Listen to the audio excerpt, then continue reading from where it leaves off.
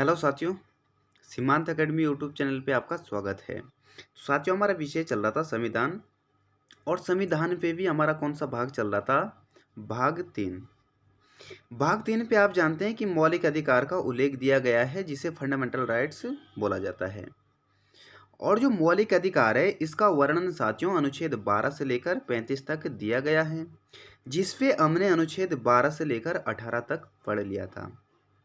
अगर किसी ने पहली वाली क्लासें नहीं देखी तो कृपया आप पहले वो क्लास देखें। उसके बावजूद आपको आज की क्लास और अच्छे से समझ में आएगी और आगे की जितनी भी क्लास आएगी वो फिर क्रमबद्ध रूप से और अच्छे से समझ में आएगी। अब जो हमारी आज की क्लास रहनी है, आज की क्लास पे पढ़ना है हमने अनुच्छेद 19 से लेकर 35 तक। इन सभी में क्या क्या उल्लेख दिया गया है, क्या क्या बातें लिखी गई है, इन सभी को विस्तार से जानेंगे। और हाँ साथियों, अगर आप मुझसे कुछ ऐसी उम्मीद रखते हैं कि ये पूरा टॉपिक ट्रिक के माध्यम से पढ़ेंगे या ट्रिक के तरह से रहेगा, तो आपके लिए ये क्लास बिल्कुल भी नहीं है। क्योंकि मौलिक अधिकार जो चैप्टर है साथियों, ये इतना महत्वपूर्ण है कि हर किसी विद्यार्थी को, हर किसी नागरिक को, हर किसी आम आदमी को पता होना चाहिए कि हमारे राइट्स क्या क्या है। अगर हम इसको भी ट्रिक के माध्यम से पढ़ेंगे तो एक तरह से हमारे खुद के साथ ही क्या होगा साथियों, अन्याय होगा। तो ये जो टॉपिक चलने वाला है फंडामेंटल राइट्स का, या आगे जितने भी टॉपिक चलने वाले हैं, वो सब साथियों कैसे पढ़ेंगे, हम विस्तार से पढ़ेंगे, पूरे कॉन्सेप्ट क्लियर करेंगे। तो अगर आप ट्रिक की उम्मीद करते हैं तो आप वीडियो पहले ही ना देखें। अगर आप तैयार है पूरे कॉन्सेप्ट के साथ समझने के लिए, अच्छे से विस्तार से जानने के लिए, तो आप वीडियो के अंत तक बने रहिए। चलिए स्टार्ट करते हैं। इसमें पहला है साथियों आज स्वतंत्रता का अधिकार, जिसका उल्लेख है मेरे साथियों अनुच्छेद 19 से लेकर 22 तक। अब इनमें किस किस प्रकार की स्वतंत्रताएं दी गई है, क्या क्या स्वतंत्रताएं हमें मूल अधिकार देता है, मौलिक अधिकार देता है। साथियों, जो मौलिक अधिकार है वो किसी भी नागरिक के लिए इतना महत्वपूर्ण है कि अगर कोई व्यक्ति, कोई नागरिक विधि का उल्लंघन करता है, उसके बावजूद भी मौलिक अधिकार उसकी काफ़ी हद तक रक्षा करता है। तो आप यहीं से अंदाज़ा लगा सकते हैं कि जब कोई व्यक्ति विधि का उल्लंघन करें उसके बावजूद भी फंडामेंटल राइट्स रक्षा करता है, तो जो व्यक्ति कोई उल्लंघन ना करें उसकी तो वो पूरी हिफाजत करता है, पूरी रक्षा करता है। इन सभी चीज़ों को हमने विस्तार से जानना है और समझना है, जिनमें साथियों आज का जो पहला अनुच्छेद रहेगा वो रहेगा मेरे साथियों अनुच्छेद 19। अनुच्छेद 19 में क्या दिया गया है कि मूल संविधान में हमारे पास 7 प्रकार की स्वतंत्रताएं थी, जबकि वर्तमान में साथियों 6 प्रकार की स्वतंत्रताएं अनुच्छेद 19 के अंतर्गत दी गई है। और वो 6 प्रकार की स्वतंत्रताएं कौन कौन सी, उन सभी को बारी बारी से देखते हैं। जिनमें पहली है मेरे साथियों अभिव्यक्ति की स्वतंत्रता। अभिव्यक्ति की स्वतंत्रता से तात्पर्य है कि बोलने की आज़ादी। ये कौन सा आर्टिकल देता है, अनुच्छेद 19 का 1। इसी के तहत मेरे साथियों जितने भी मीडिया वाले रहते हैं, प्रेस कॉन्फ्रेंस वाले रहते हैं, उनको भी सवाल जवाब पूछने की आज़ादी इसी धारा के तहत दी गई है। अगर आप पूरा पॉलिटी पढ़ेंगे, पूरा संविधान पढ़ेंगे, पूरे नियम कानून पढ़ेंगे, तो आपको कहीं भी ऐसा नज़र नहीं आएगा कि जो मीडिया वाले हैं उनको कहीं अलग से अधिकार बनाए गए हैं या अलग से धाराएं बनाई गई है कि मीडिया वाले लोग ही केवल अधिकारी से, पॉलिटिशियन से, नेता से सवाल जवाब कर सकते हैं। ऐसा साथियों बिल्कुल भी नहीं है। एक आम व्यक्ति, आम नागरिक भी किसी भी अधिकारी से सवाल जवाब कर सकता है। तो जितनी स्वतंत्रता मीडिया वालों को दी जाती है बोलने की, साथियों उतनी ही स्वतंत्रता सभी नागरिकों को है, सभी व्यक्तियों को है। तो आप यहीं से अंदाज़ा लगा सकते हैं कि जो अभिव्यक्ति की स्वतंत्रताएं हैं ये हमारे लिए कितनी महत्वपूर्ण है। ठीक है। और जो दूसरी है साथियों, दूसरी क्या है कि सभा की स्वतंत्रता। सभा एवं सम्मेलन, आप कहीं भी 10-12 लोग ग्रुप में, 100-150 लोग ग्रुप में इकट्ठे हो सकते हैं, सम्मेलन कर सकते हैं, आपको ये भी आज़ादी दी गई है। और जो तीसरी है मेरे साथियों वो है संगठन बनाने की स्वतंत्रता। अगर आप माना 50 लोग एक जगह इकट्ठे हुए तो उस 50 लोगों का कुछ नाम रख दिए, उस ग्रुप का पूरा कुछ नाम रख दिए। जैसे नाम मैं उदाहरण के लिए बता रहा हूँ, युवा बेरोजगार संघ। तो आप किसी पार्टी का निर्माण भी कर सकते हैं, कहने का तात्पर्य सीधा ये है। और जब आप किसी पार्टी का निर्माण करते हैं तो स्वाभाविक सी बात है उनके मन में कभी ऐसा भी आएगा कि हमें सरकार से कुछ मांग करनी होगी, तो आप पूरे भारत में कहीं भी भ्रमण कर सकते हैं। 19 का 4 साथियों क्या कहता है कि आप पूरे भारत के अंदर कहीं भी भ्रमण कर सकते हैं। भ्रमण में साथियों कुछ चीजें बाधित की गई है, जैसे हमारी छावनी है जहाँ पर जाना अलाउ नहीं है, तो वहाँ पर आप ऐसा नहीं कह सकते कि हमारे फंडामेंटल राइट्स में लिखा है कि आप पूरे भारत में भ्रमण कर सकते हैं। लेकिन जो आम जनता के लिए आने जाने के लिए जितने भी क्षेत्र खुले होते हैं वहाँ हर कोई नागरिक भ्रमण कर सकता है। फिर अनुच्छेद 19 का 5 साथियों क्या कहता है कि जितने भी भारत के नागरिक है वो किसी भी जगह जम्मू कश्मीर से लेकर कन्याकुमारी तक अब निवास कर सकते हैं, कहीं भी अपना घर बना सकते हैं, ज़मीन खरीद सकते हैं। लेकिन आप जानते हैं कि जम्मू कश्मीर में पहले अन्य स्टेट के लोग ना तो वहाँ जाके बस सकते थे ना वहाँ जाके घर खरीद सकते थे। लेकिन जब 370 हटी तो उसके बावजूद जम्मू कश्मीर भी साथियों एक सामान्य स्टेट की तरह वहाँ की परिस्थितियाँ भी हो गई है। अब हम जम्मू कश्मीर जाके भी बस सकते हैं, रह सकते हैं। उसके बाद मेरे साथियों अंतिम जो धारा दी गई है 19 की, वो है व्यवसाय की स्वतंत्रता। आप पूरे भारत के अंदर कोई भी व्यवसाय कर सकते हैं, जैसा आपका मन हो वो व्यवसाय कर सकते हैं। लेकिन व्यवसाय साथियों इस प्रकार का नहीं होगा कि समाज के खिलाफ करें कुछ, या देश के खिलाफ या राज्य के खिलाफ।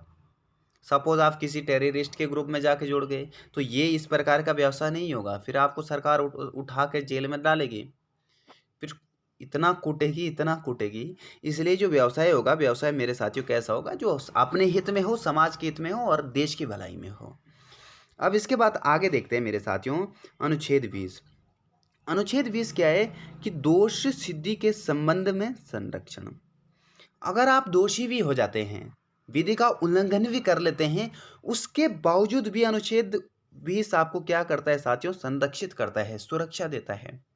वो कैसे, ये चीज़ें समझते हैं, जिनमें मेरे साथियों पहला पॉइंट है कि जिस समय विधि का उल्लंघन किया है उसी समय के आधार पर उसे सजा दी जाएगी।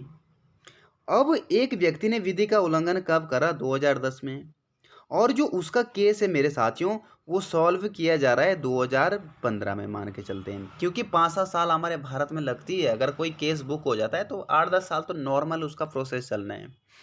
2015 में आकर उसे सजा दी जाएगी।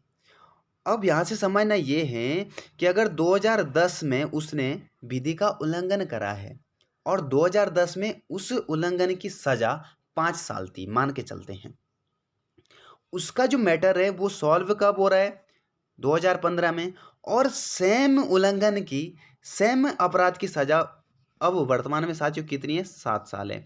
तो यहाँ पर पहला पॉइंट क्या कहता है कि जिस समय उसने उल्लंघन करा उसी समय आपको ये देखना पड़ेगा कि उस समय सजा कितनी थी मेरे साथियों, 5 साल थी। तो आप उसका मैटर सॉल्व 10 साल बाद करो या 20 साल बाद करो, आप केवल उसी समय के आधार पर उसे सजा दे सकते हैं। तो यहाँ पर भी हमारी काफ़ी तरह हिफाजत होती है।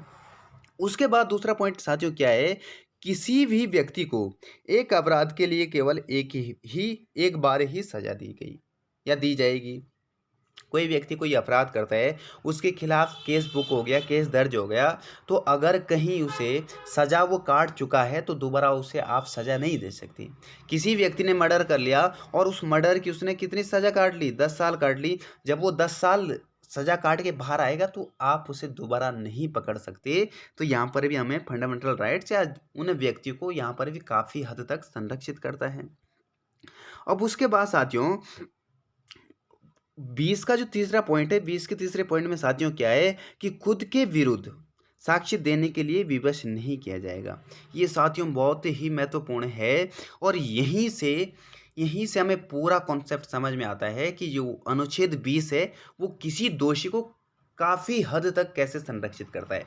सपोज कोई मास्टरमाइंड है, उसने कुछ मर्डर कर दिया, उसने एक मर्डर कर दिया या कुछ भी उल्लंघन कर दिया, रेप जैसे केस कर दिया, इस तरह के संज्ञेय अपराध कर दिए और उसने कोई भी प्रूफ नहीं छोड़ा वहाँ पे। जब उसने कोई प्रूफ ही नहीं छोड़ा तो उसे आप बिना प्रूफ का गिरफ्तार ही नहीं कर सकते। तो ये साथियों अधिकार, ये आज़ादी कौन दे रहा है, अनुच्छेद 20 दे रहा है। अब मेरे साथियों अनुच्छेद 21 में क्या दिया गया है, प्राण एवं दैहिक स्वतंत्रता तथा गरिमापूर्ण जीवन जीने का अधिकार है। यहाँ पर मेरे साथियों क्या है कि जो पहला पॉइंट है, पहले पॉइंट में क्या दिया गया है कि प्राण एवं देह की स्वतंत्रता, इसका मतलब हुआ कि आप ना तो अपनी जान खुद ले सकते हैं, ना आपकी जान कोई और ले सकता है। अगर कोई व्यक्ति संज्ञेय अपराध कर देता है, संज्ञेय अपराध से तात्पर्य मर्डर करता है या रेप जैसे कारनामे करता है, तो वो किस में आता है मेरे साथियों? संज्ञेय अपराध में आता है। तब उसकी जान लेने का अधिकार भी राष्ट्रपति महोदय के पास है। अन्यथा आपकी जान ना तो आपका पड़ोसी ले सकता है, ना आपके घर वाले ले सकते हैं, ना आपके माँ बाप ले सकते हैं। कोई भी आपकी जान नहीं ले सकता, बल्कि आप खुद भी नहीं ले सकते, क्योंकि आप भारत का भविष्य हैं। कोई भी व्यक्ति एक भारत का अभिन्न अंग है, भविष्य है, इसलिए ना आपकी जान आप खुद ले सकते हैं, ना आपकी जान कोई और ले सकता है। और जो इसमें दूसरा पॉइंट है मेरे साथियों, वो क्या है कि गरिमापूर्ण जीवन जीने का अधिकार। आपको पूरा अधिकार है कि आप इज्जत के साथ जिएं, जैसा आपका मन करे इस तरीके से जिएं। आपको क्या पहनना है उसमें भी साथियों आपका पूरा राइट्स है। आप स्कर्ट्स में घूमिए, जीन्स में घूमिए, सूट सलवार में घूमिए, जैसा अब आपको पहनावा रखना है, आपका ये भी साथियों पूरा राइट्स है। और ये आज़ादी हमें कौन देता है मेरे साथियों? अनुच्छेद 21 देता है। अब उसके बाद अनुच्छेद 21, अब इसके बाद है अनुच्छेद 21 का क। इसमें साथियों क्या दिया गया है कि 6 से लेकर 14 वर्ष तक के बच्चों को निःशुल्क एवं अनिवार्य शिक्षा का अधिकार मौलिक अधिकार है। 6 से लेकर 14 वर्ष के बच्चे साथियों, उनको जो शिक्षा है वो भी किसके अंतर्गत रखी गई है? फंडामेंटल राइट्स के अंतर्गत रखी गई है। आपने उनको शिक्षा देनी ही देनी है किसी भी हालत में, आप उन्हें अशिक्षित नहीं रख सकते। और उसके बाद नेक्स्ट पॉइंट है, ये आप नोट करके ध्यान रखेंगे, 66वें संविधान संशोधन सन 2002 में शिक्षा के अधिकार को मौलिक अधिकार का दर्जा दिया गया है। तो यहाँ से अगर सवाल पूछे जाते हैं कि किस समय या किस संविधान संशोधन में शिक्षा को मौलिक अधिकार का दर्जा दिया गया है? 66 संविधान संशोधन में। और ये 66वां संविधान संशोधन कब होता है? सन 2002 में होता है। ठीक है। उसके बाद देखते हैं नेक्स्ट पॉइंट, निजता के अधिकार को भी साथियों अनुच्छेद 21 में जोड़ा गया है। निजता का अधिकार का मतलब ये हुआ कि जो हमारी प्राइवेसी है, हम अपनी प्राइवेसी रख सकते हैं, जितना मन है हमारा उतनी हम अपनी प्राइवेसी रख सकते हैं। किसी की औकात नहीं, किसी माइकल अगल की औकात नहीं कि हमारी कोई प्राइवेसी भंग करें। हम कब आ रहे हैं, कब जा रहे हैं, जैसे बड़े बड़े पॉलिटिशियन हैं, बड़े बड़े नेता हैं, अभिनेता है, जिनको ऐसा महसूस होता है कि हमारे जान को खतरा है, तो कब आ रहे हैं, कब जा रहे हैं, जरूरी नहीं कि वो हर किसी को बता के जाएं। उनका मन है बताएं तो ठीक है, ना बताएं तो भी ठीक है, क्योंकि उन्हें पूरी आज़ादी है। अपना नाम भी छुपाएं तो भी आज़ादी है। मैं अपना नाम नहीं बता रहा हूँ, क्या करोगे? क्योंकि हमें ये राइट्स कौन देता है मेरे साथियों? अनुच्छेद 21 देता है। और अनुच्छेद 21 में साफ साफ लिखा गया है, साफ साफ शब्दों में, कि आपको निजता का भी अधिकार है, यानी अपनी जो प्राइवेसी है, आप अपनी प्राइवेसी बना के रखें, वो भी आपके पास पूरा अधिकार है। उसके बाद साथियों आगे हैं अनुच्छेद 22। अनुच्छेद 22 में क्या है? गिरफ्तारी विरुद्ध से संरक्षण।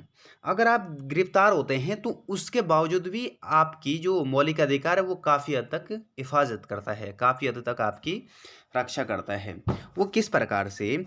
अगर अपराध के समय, अगर आप कोई अपराध करते हैं तो अपराध के समय आपकी जो मौलिक अधिकार है वो कैसे हिफाजत करता है, ये चीज़ें देखते हैं कि जिस समय अपराध किया या जिसने अपराध किया उसके नाम का वारंट होना चाहिए।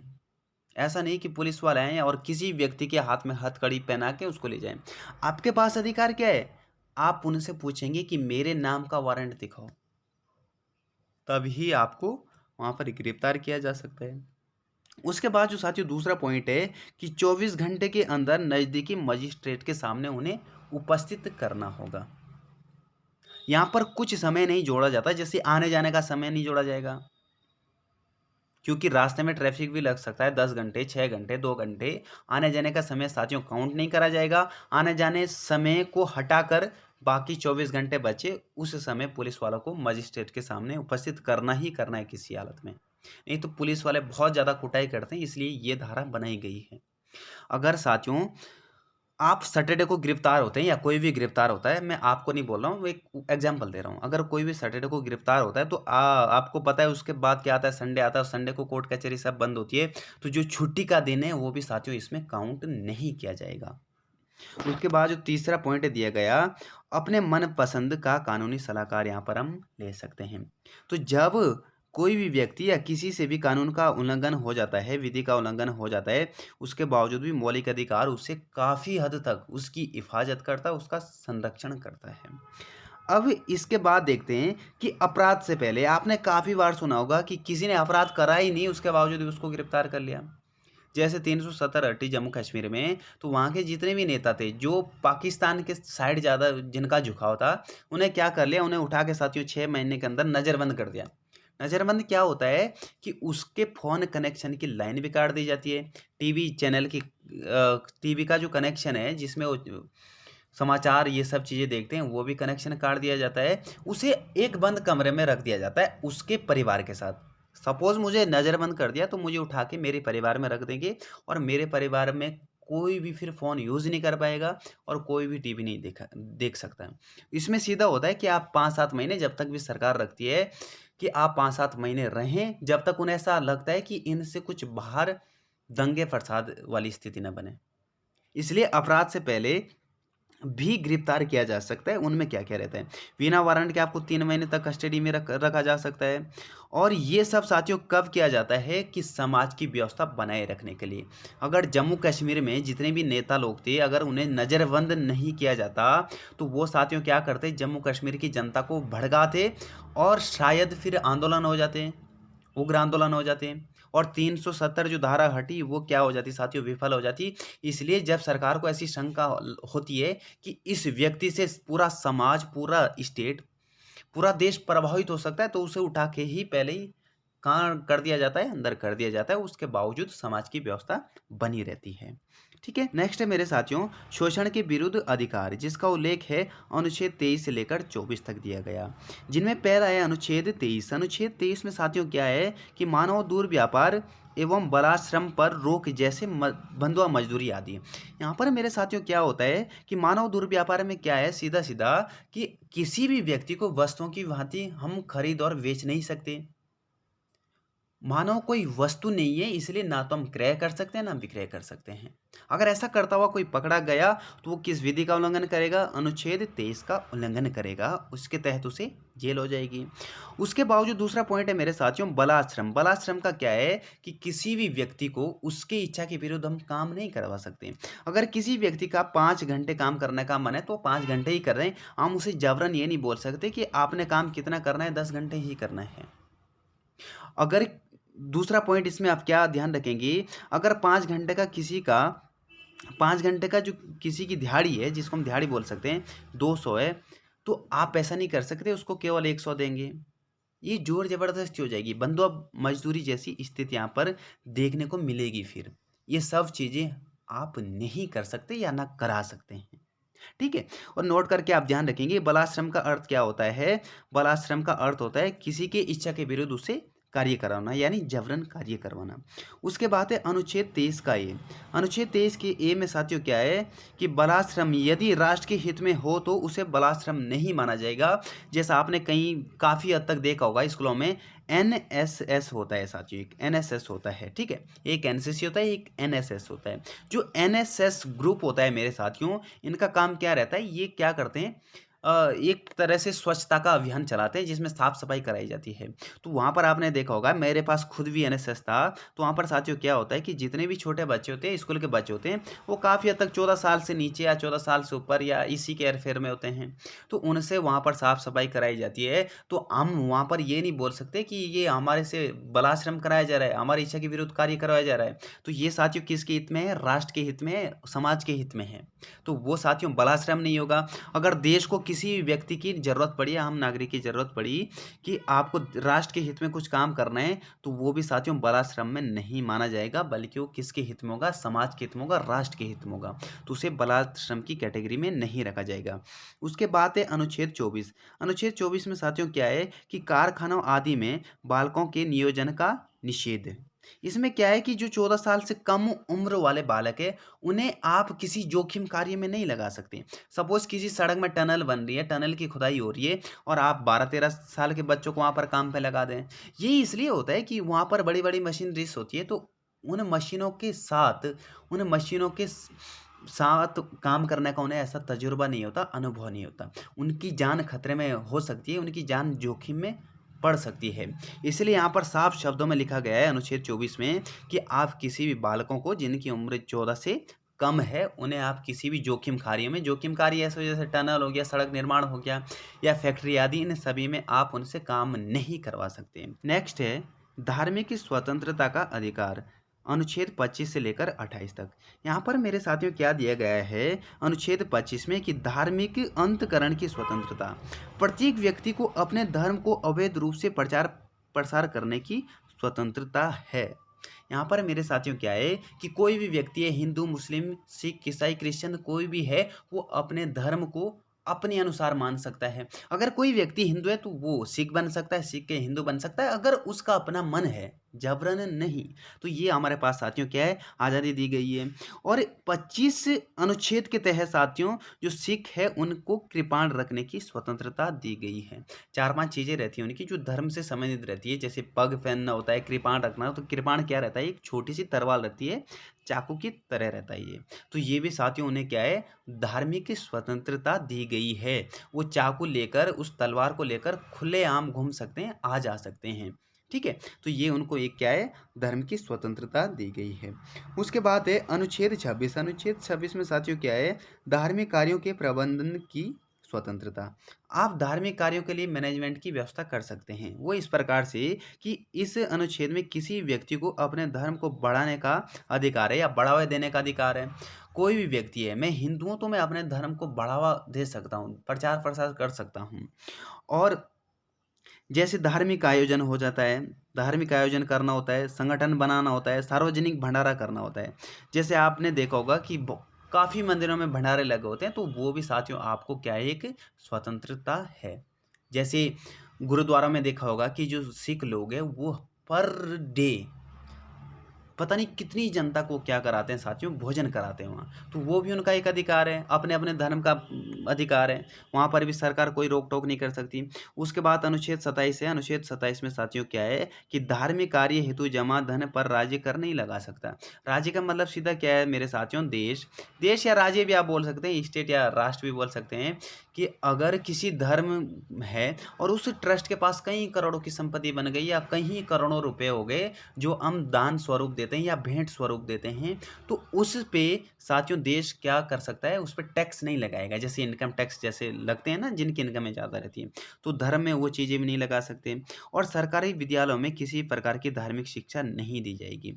नहीं तो यहाँ पर क्या रहता है, सपोज कोई एक हिंदू स्कूल है या मुस्लिम स्कूल है, मुस्लिम स्कूल में पता चला है उसको केवल मुसलमान धर्म की ही शिक्षा दी जा रही है, या हिंदू स्कूल है तो हिंदू स्कूल में पता चला कि हिंदू धर्म से ही बातचीत की जा रही है। तो यहाँ पर संविधान में साफ शब्दों में ये लिखा होता है कि जो राज्य हैं, राज्य का मतलब देश, देश का मतलब राष्ट्र, राष्ट्र का अपना कोई भी धर्म नहीं है, राष्ट्र के अंदर जितने भी धर्म रहते हैं वो सब क्या है, उसके नज़रों में सब एक समान है। इसलिए जो राष्ट्र के हित में जितने भी बच्चे पढ़ते हैं, जितने भी लोग शिक्षित होते हैं, उनमें किसी विशेष धर्म की शिक्षा नहीं दी जाएगी, ऐसा आप नहीं कर सकते।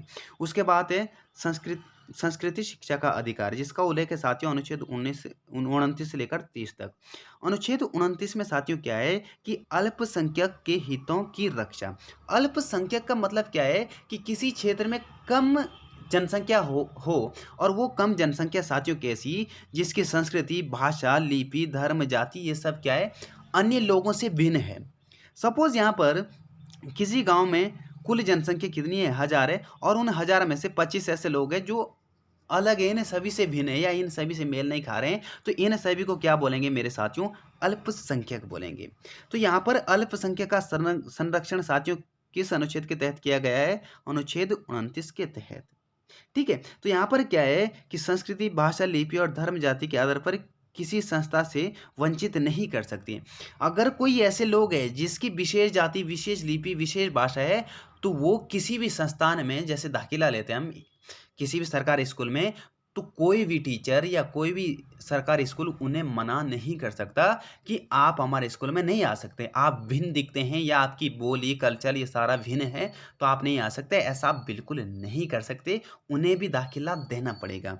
उसके बाद जो अनुच्छेद 30 है, अनुच्छेद 30 साथियों क्या कहता है कि अल्पसंख्यक अपना शिक्षण संस्थान खोल सकती है।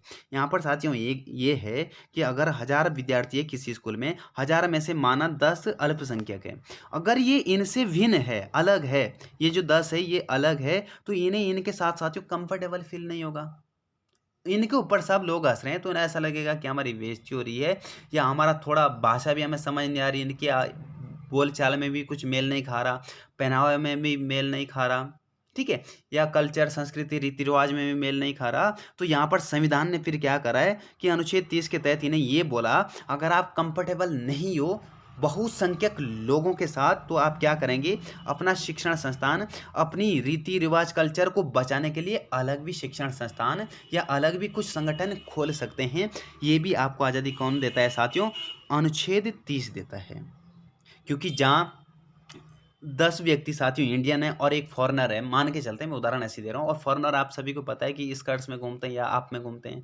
अगर वो 10 व्यक्ति के साथ रहेंगे तो स्वाभाविक सी बात है उस पे लोग हंसेंगे, या वो 10 व्यक्ति हंसेंगे, तो उसे खुद ही कंफर्टेबल नहीं होगा, कंफर्टेबल फील महसूस नहीं करेगा। इसलिए संविधान क्या देता है, अगर आप कंफर्टेबल नहीं हो बहुसंख्यक लोगों के साथ, तो आप अपना शिक्षण संस्थान या कोई भी ऐसा संगठन बना सकते हैं जिससे कि आप अपनी संस्कृति, भाषा, लिपि, धर्म, जाति को बचा सकते हैं। उसके बाद मेरे साथियों क्या है, नेक्स्ट है लास्ट अब संवैधानिक उपचार का अधिकार। यहाँ पर साथियों अनुच्छेद 22 दिया गया है। अनुच्छेद 22 में क्या है कि इसके अंतर्गत जब किसी व्यक्ति के मूल अधिकार का उल्लंघन या हनन होता है तो वह अनुच्छेद 32 को आधार मानकर किसी भी न्यायालय में चुनौती पेश कर सकता है। जितने भी साथियों हमने फंडामेंटल राइट्स पढ़े हैं, अगर आपको ऐसा महसूस होता है कि हमारा उल्लंघन किया गया है, हमारे अधिकार कम किए गए हैं या हमारे अधिकार के साथ खिलवाड़ किया गया है, तो आप अनुच्छेद 32 को आधार मानकर आप किसी भी न्यायालय में चुनौती पेश कर सकते हैं। सुप्रीम कोर्ट में जा सकते हैं, हाई कोर्ट में जा सकते हैं, डिस्ट्रिक्ट कोर्ट में जा सकते हैं। क्योंकि मौलिक अधिकार ही साथियों एक ऐसा अधिकार है जिसके तहत आप किसी भी न्यायालय में चुनौती पेश कर सकते हैं। नहीं तो अन्य चीज़ों में साथियों ऐसा नहीं होता। अगर आपका मौलिक अधिकार का हनन नहीं हुआ, कुछ और मामला है आपका, तो आप क्या करेंगे, पहले डिस्ट्रिक्ट कोर्ट में जाएंगे, फिर वहाँ पर हाई कोर्ट में जाएंगे, फिर सुप्रीम कोर्ट में जाएंगे, नीचे से ऊपर को प्रोसेस बढ़ेगा। लेकिन मौलिक अधिकार ही एक ऐसा है कि आप डायरेक्ट यहाँ भी जा सकते हैं, यहाँ भी जा सकते हैं और यहाँ भी जा सकते हैं।